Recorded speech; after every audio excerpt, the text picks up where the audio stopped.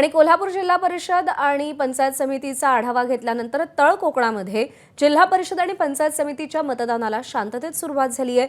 या निवडणुकीमध्ये जिल्हा परिषदेच्या 50 आणि पंचायत समितीच्या 100 अशा एकूण 150 जागांपैकी 25 जागा बिनविरोध झाल्या।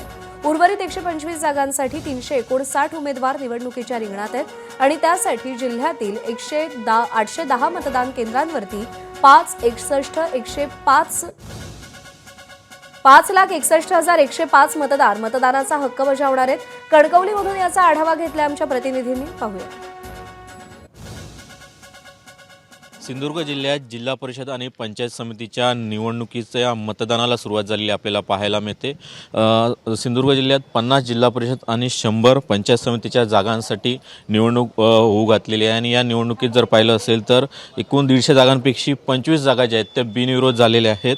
आता 125 जागांसाठी जी आहे ते मतदान होताना आपल्याला पाहायला मिळते। सकाळपासूनच शांततेत मतदान जे आहे ते सिंधुदुर्ग जिल्ह्यात सर्वत्र आपल्याला पाहायला मिळत आहेत।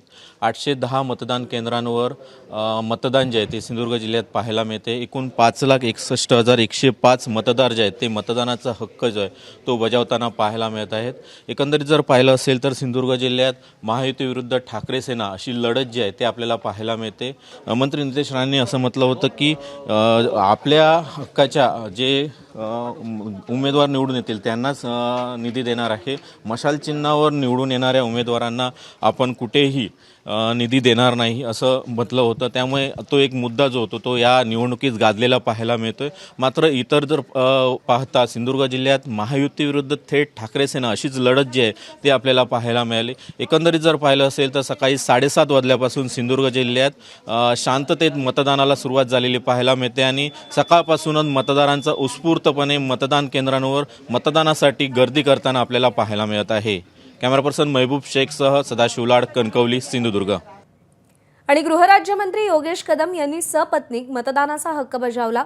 रत्नागिरीतल्या खेड इथे त्यांनी मतदान केलंय। जिल्हा परिषद पंचायत समिती ही ग्रामीण भागाचा पाया मजबूत करणारी निवडणूक असल्याचं त्यांनी म्हटलेलं आहे।